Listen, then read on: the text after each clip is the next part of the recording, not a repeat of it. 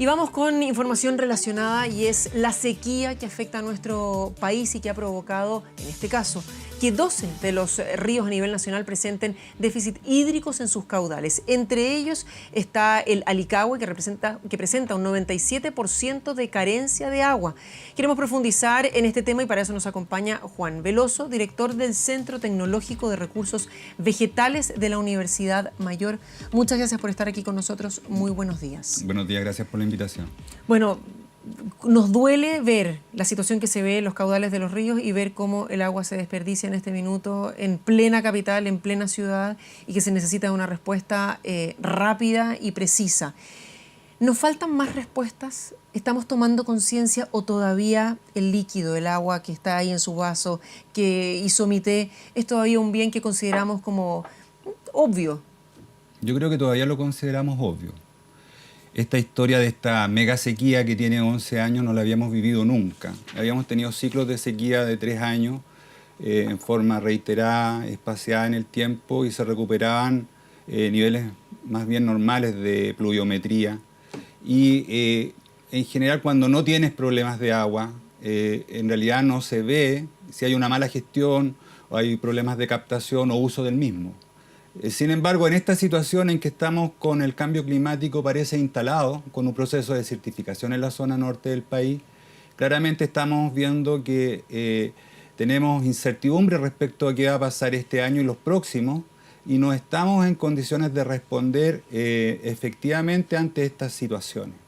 O sea, se han hecho evaluaciones, hay mucha gente que ha estado trabajando con el problema del agua, y uno de los aspectos importantes, como tú mencionabas, es que hay un problema de gestión importante. Nosotros somos un país que tiene ciertas características muy bondadosas con la naturaleza que tenemos, porque la cordillera actúa naturalmente como un captador de agua.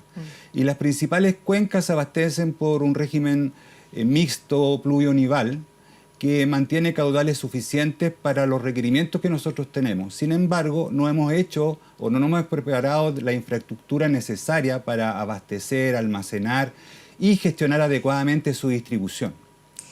A ver, cuando hablamos de, y quiero ir de a poco porque hay varias cosas que salen de esta respuesta, pero cuando hablamos de que tenemos que esperar a ver cómo van a estar las lluvias entre abril y junio, es absolutamente ilusorio. Claro, hay un problema, pero la predicción, bueno, la peor predicción es que estemos en la misma situación pluviométrica del año anterior. ¿Ya? Eso significa que vamos a tener los mismos problemas y probablemente incrementados en el próximo periodo estival. Pero si hacemos las correcciones necesarias de gestión de los recursos, podríamos sobrevivir un año. Y probablemente vamos a estar en esta situación varios años hasta que las medidas que acaban de pronunciarse por la Mesa Nacional del Agua se empiecen a ejecutar, porque hay muchas cosas que son consultivas todavía. Entonces, uno de los aspectos más importantes hoy día es mejorar la gestión del recurso. Ahora, cuando vemos situaciones similares que se pueden dar o incluso más extremas en el mundo, por ejemplo, Ciudad del Cabo en Sudáfrica, donde ya hace 2 años estaban con esta zona minuto cero, en el cual la cantidad de agua se iba a racionar por persona a un número determinado de litros, que era mucho menor al que usamos a diario. Se fue prorrogando, pero se sigue hablando de una mega sequía 2 años después, de falencias principalmente en gestión y en infraestructura. O sea, ¿tenemos la misma problemática? ¿Vamos derechito para allá? Vamos derechito para allá. Pero yo creo que a pesar de que puede ser que las condiciones actuales, después de lo que acabamos de escuchar de ONEMI, son más o menos catastróficas, ¿ya? Yo creo que nosotros tenemos condiciones importantes e interesantes que nos van a permitir adaptarnos efectivamente o eficientemente a esto que está ocurriendo. Nosotros somos el único país del hemisferio sur que va a tener esta situación, ¿ya? Por lo menos en la siguiente década. Si nosotros aplicamos la tecnología que hoy día existen, ¿ya? Generamos planes de gestión y desarrollo de infraestructura, hacemos sondaje y uso adecuado de los acuíferos subterráneos, de los cuales tenemos poco manejo, es probable que todas estas incertidumbres vayan desapareciendo en el tiempo. Pero vamos a tener que adaptarnos a vivir con menos recursos hídricos. Es decir, aquí también tiene que haber un cambio cultural de las personas que viven en la ciudad y hacen uso del recurso todos los días, y un cambio también tecnológico del sistema silvoagropecuario. O sea, el sistema silvoagropecuario hoy día es ineficiente, solamente un 30% tiene riego tecnificado. Y nosotros deberíamos aumentar eso, por lo menos duplicarlo en una década, y si no es más. A ver, grandes industrias uno podría decir y poner toda la ley y la ley que no existe también y todo el juicio y decir, a ver, ¿hasta cuándo? Pero, ¿qué pasa con aquellos agrónomos menores, con aquellos ganaderos menores? Agricultura familiar campesina. Probablemente es donde existe la mayor brecha, porque tienen mayor dificultad de acceso a crédito, a las tecnologías, por un problema de escala, es donde hay mayor riesgo. Y además es el porcentaje más importante de los agricultores. ¿Ya? Y los primeros que pierden en el momento cuando hemos estado mostrando a lo largo de este año crianceros que tienen que mandar sus animales al sur para que puedan pastar. Familias enteras que quedan sin fuente laboral porque sus campos se secan y no tienen cómo regarlos. ¿Qué pasa con aquellos? Y tiene que ser solo subsidio entonces lo que los ayude, porque al final del día esto es plata, plata hasta que a uno no le meten la mano al bolsillo con una cuenta de agua que sea mucho mayor por la cantidad de consumo. Ahí vamos a dejar de esperar que el agua esté bien calentita antes de meternos a la ducha. Antes de eso, hoy día en la mañana, uno abre la llave y espera que el agua esté calentita antes de meterse. Exacto. No se tiene conciencia de todo lo que se pierde durante ese tramo. Lo damos por dado, digamos. Sí. Mira, yo creo que hay un tema también importante en la reconversión de la actividad. O sea, hay actividades que bajo estos regímenes de déficit hídrico ya van a dejar de ser económicamente rentables y viables. Una de esas actividades importantes es la crianza de ganado en la zona norte del país. El agua es el recurso primario para la productividad biológica de los ecosistemas y para la productividad silvoagropecuaria. ¿Ya? Y Chile es un país que nos muestra eso. Si uno viaja del norte a sur, la vegetación, el paisaje tiene que ver con la pluviometría. Si este cambio climático está desplazando el norte, ¿no es cierto?, la desertificación hacia la zona central, obviamente la ganadería es cada vez más ineficiente en esta zona y por lo tanto debe desplazarse a donde es más posible. O sea, hay que hacer una reconversión de muchas áreas productivas en el área silvoagropecuaria, la ganadería. La apicultura es un indicador del problema que tenemos hoy día. Ya, pero por ejemplo, cuando escuchábamos a las autoridades de ONEMI dar el balance y decía, a ver, tenemos una problemática incluso hasta la región de los ríos, donde el estrés hídrico hace que los árboles perennes, o sea, que no se le caen las hojas, se le estén cayendo. Por lo tanto, esto no es solamente que uno dice, bueno, es la zona central, que el desierto está avanzando, que hace más calor y tenemos menos lluvia. No, no, no. Esto se extiende muchísimo más allá de lo que el ojo a simple vista podría darse cuenta. Sí, esto se está extendiendo hasta la octava región. La octava región es como el límite, ¿ya?, donde se produce la inflexión, en esa cuenca. Y nosotros, el mayor efecto, digamos, está hasta el Maule, ¿ya? Es difícil predecir cómo esto va a ir evolucionando, pero si uno piensa en lo que está pasando en la Antártida con estos picos de temperatura... Nuevo récord hoy de más de 20 grados. Nuevo récord. Yo creo que nosotros tenemos que enfrentar esto con seriedad, ¿ya? ¿No se está haciendo hasta ahora con seriedad? No, yo creo que se está haciendo con seriedad. Pero lo que pasa es que los cambios han sido más rápidos de la capacidad de respuesta que nosotros tenemos ante esto. Es lo mismo que pasa con el tema de los incendios. Porque esto tiene un efecto también en la dinámica de los incendios, independientemente de las causas de los incendios. Porque básicamente los incendios, hay mayor cantidad de combustible o que se moviliza más rápido dependiendo de la hidratación de la vegetación. Cuando tenemos este déficit hídrico, la vegetación se deshidrata, es mejor como combustible, por lo tanto el impacto del incendio es más alto. Ahora, ¿qué pasa con situaciones como por ejemplo la que estamos viendo en el norte? Está lloviendo muchísimo y aparentemente los episodios de pluviometría lo que está pasando es que son más espaciados, pero más intensos. La Tierra no alcanza a captar esa cantidad de agua, no necesariamente la temperatura es lo suficientemente baja en la alta cordillera para que alcance a ser un reservorio de agua dulce para la próxima temporada. ¿Estamos teniendo la capacidad de respuesta frente a eso o ni siquiera alcanzamos a pensarlo todavía? Yo creo que lamentablemente estos eventos escapan a las capacidades de respuesta o de prevención que nosotros pensamos. Y yo creo que este fenómeno se ha ido acelerando rápidamente. La situación que tenemos 11 años de condiciones de déficit hídrico, durante estos 11 años, todos los años nos hemos estado preparando o pensando que esto iba a terminar en algún momento y se iba a recuperar. o que el cambio no iba a ser tan drástico. Hoy día sabemos que ya el cambio está ocurriendo de manera muy acelerada y tenemos que tener estrategias de respuesta más eficientes. Pero yo creo que tenemos que tener esperanza. Hoy día tenemos las capacidades tecnológicas, la inteligencia, el capital humano en este país y también condiciones económicas para enfrentarlo de manera positiva.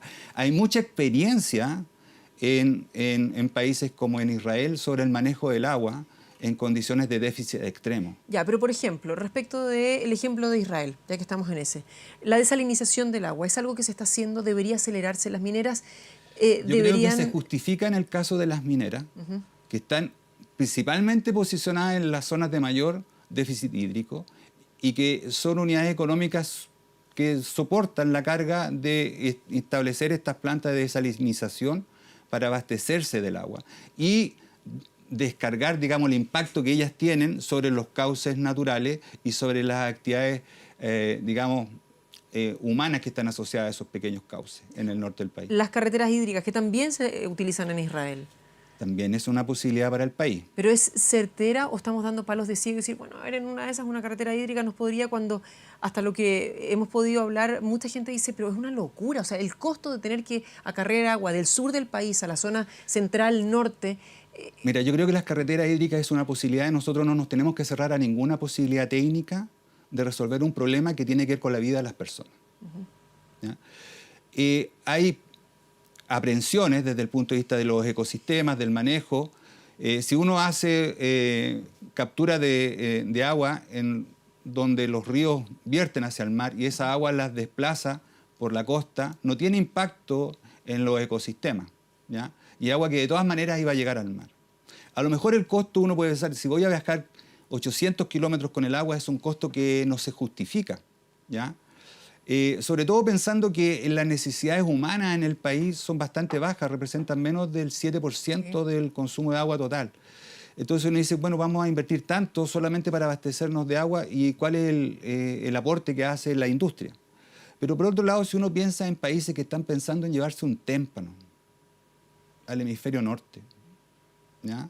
Y nosotros estamos desplazando agua que tenemos en los cauces y que no aprovechamos, solo 800 kilómetros, yo creo que cuando hay una necesidad hay que buscar las alternativas que técnicamente y ecológicamente son más acordes. Hablemos de las alternativas más eficientes y qué tanta coordinación existe entre unas y otras. Por ejemplo, la carretera hídrica que decíamos recién, la recuperación de suelos degradados, las desalinizadoras, la ley general de suelo, la infiltración de napas. ¿Estamos haciendo todo acorde? Estamos, por ejemplo, llevamos 11 años de sequía, colectores de agua. ¿Tenemos lo suficiente? Porque ya, finalmente llueve intenso, lo decíamos recién, pero hay mucha prospección y monitoreo sobre los cauces superficiales de agua. Y poco se sabe de la integración de los acuíferos subterráneos y cuánto aporte pueden estos hacer. Yo creo que ahí hay un tema que se planteó en la mesa del agua y que es importante profundizar. Pero un aspecto central que yo creo que debe concretarse es la gestión sustentable de las cuencas y la cuenca como unidad de gestión. Es decir, nosotros tenemos que determinar cuál es la capacidad máxima potencial bajo distintos escenarios posibles futuros que las cuencas funcionen para abastecer a los asentamientos humanos y también a la industria silvoagropecuaria. Racionamiento del agua. Hace diciembre, no, estamos bien todavía, hay camiones aljibes que están llevando agua a aquellas comunidades que están con mayor problemas, pero racionamiento no. Tenemos dos. La comuna de Bichuquén, que está con racionamiento durante las noches, y en Providencia, que no se puede regar, o esta reglamentación, ordenanza, que no se puede regar durante el día, ni baldear las veredas. O sea, Bichuquén es un problema real. Lo de Providencia es una norma generada para incentivar un uso responsable del agua. A nivel de las ciudades, el 50% del agua domiciliaria que se está ocupando se está usando en los jardines. ¿Ya? No se está usando para alimentación. ¿Pasto sintético, por ejemplo? Bueno, es una alternativa. Bueno, existen en el mundo dos tendencias que son los jardines xerófilos y el xeropaisajismo, que trata de desarrollar un diseño paisaje en la que se eliminan, es muy extremo, se eliminan los prados y se reemplazan por especies suculentas y cactáceas y arbustos y árboles adaptados a la sequía. Y esto se ha desarrollado en Estados Unidos principalmente por los arquitectos del paisaje y ha migrado de ahí a México, a España, ¿ya? Y con muy buenos resultados para situaciones extremas como las ciudades que están desplazadas en el desierto de Arizona, por ejemplo. Ya, pero por ejemplo, California, que es se dice un espejo de lo que somos nosotros al revés. El clima mediterráneo ¿ya? también. También está teniendo restricciones respecto del riego, la potenciación del pasto sintético o de estos ceros paisajismo, pero nosotros todavía no... Tenemos eucaliptos plantados en zonas que no son ni siquiera las ideales para el eucalipto. O sea, en la zona de Petorca todavía hay una cantidad de eucaliptos increíble que consumen mucha agua. Bueno, esa es una historia, digamos, esos eucaliptos están ahí hace mucho tiempo. Digamos. Sí, pero se siguen sacándole agua a la gente. Agua. El eucalipto es una de las especies de árboles más demandantes de agua en el mundo. ¿Ya? Y es como una inconsistencia muy grande tener en esa localidad eucalipto. Y eso, cada vez que uno va al norte, pasa por ese sector y ve estas plantaciones. Los eucaliptos se originaron en ambientes asociados a pantanos, ¿ya? En su historia natural. Por lo tanto, son demandantes de agua, transpiran mucho, tienen una gran capacidad de crecimiento que tiene que ver con la capacidad de movimiento de agua, pero claramente son extractores de agua, ¿ya? Y deberíamos dejarlos, digamos, para las zonas forestales más húmedas del país, que es donde mayoritariamente están las plantaciones forestales de eucalipto. Ahora, cuando tenemos medidas como, por ejemplo, duchas de no más de 3 minutos, tratamos de crear esta conciencia, cobros incluso diferenciados por el nivel de consumo. ¿Sirve todo eso realmente? ¿Es una medida efectiva o es netamente una medida para crear conciencia? Yo creo que esas medidas tienen como objeto generar conciencia. O sea, pensemos que el 80% del agua que se consume en el país está en el sector silvoagropecuario y que el consumo humano representa aproximadamente el 7% de ese volumen. Por lo tanto, el impacto global que tiene el consumo de las personas es bajo. Sin embargo, las personas somos lo que hacemos todo en esta sociedad. Somos agricultores, somos empresas forestales, somos ambientalistas, naturalistas, crianceros. Es decir, nosotros somos los que gestionamos el agua finalmente en su uso. Por lo tanto, si aprendemos a tener una actitud responsable con el manejo del recurso, ¿ya? Doméstico, vamos a ser más responsables con el uso para las actividades económicas con las cuales trabajamos con agua. Ahora, ranking o listas, por ejemplo, con las empresas de mayor consumo de agua, como la que está haciendo la Superintendencia de Servicios Sanitarios. Uno podría decir, sí, tiene ahí la consecuencia de el juicio social, pero ¿se debería llegar más allá? A ver, cuando nosotros comemos, todos los alimentos que comemos tienen una huella hídrica importante, pero nosotros no la vemos. Nos comemos una manzana y una manzana son 70 litros de agua. O sea, nos comemos una manzana que pesa 150 gramos y cuando nos estamos comiendo esa manzana, simultáneamente estamos sacando del sistema 70 litros de agua. Lo mismo pasa con las cerezas, con las frutas que exportamos. Todo tiene una huella hídrica importante. Por lo tanto, hay industrias que van a tener un mayor consumo que otras. Pero decir que es importante o que es relevante es una decisión política finalmente, ¿ya? A lo que nos vamos a dedicar o qué vamos a incentivar. Pero esto también pasa a nivel doméstico. Hay ciertas tendencias en los jóvenes hoy día en Europa a decidir acerca de la huella hídrica y la huella de carbono que tienen los alimentos que consumen, ¿ya? Y hay algunos tipos de alimentos que tienen mayor huella hídrica que otros. Y entonces esos alimentos, hay un juicio respecto a esos alimentos. Y cuando hay un juicio respecto a eso, también hay un juicio sobre la actividad. Es como cuando uno habla con los veganos. Uno de los argumentos que usan los veganos respecto a por qué son esto, además de la cosa que tiene que ver con los animales, ¿no es cierto?, es el consumo de agua que se requiere para producir la carne respecto al que se ocupa para producir los vegetales.